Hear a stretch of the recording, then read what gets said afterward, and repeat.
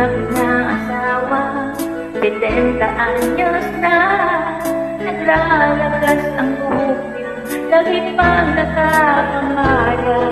Tulog lagi sa umaga, at usap ang kasama, sa paligid ko ay tamasa, neto na siyang kayuma.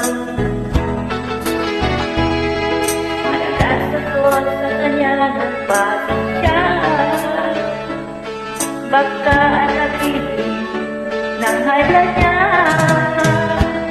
Gusto na ng palitan, kaya namin naman, ngayon lang tumagi sa isipan, may benepisyo pa iiwan.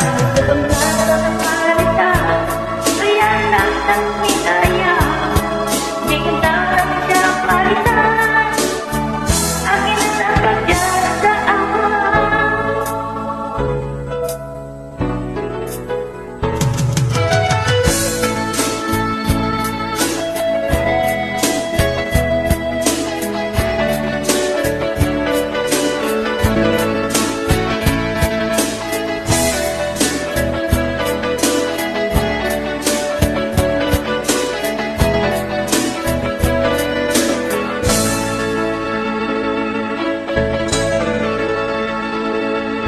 Itong aking asawa, 70 anyos na, naglalagas ang buhok niya, dahil pang nagkakamara.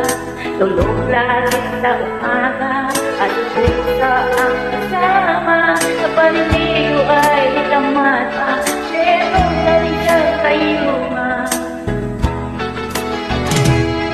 Madalas ako sa kanya ng pasensya, baka nagitin ng high niya. Gusto ko na saan palitan, kaya lang sino naman, ngayon lang tumagi sa isipan, may benepisyong maiiwan. Gusto ko saan palitan, kaya lang ng hinaya, hindi ko na siya palitan, akin na lang nagdadaan.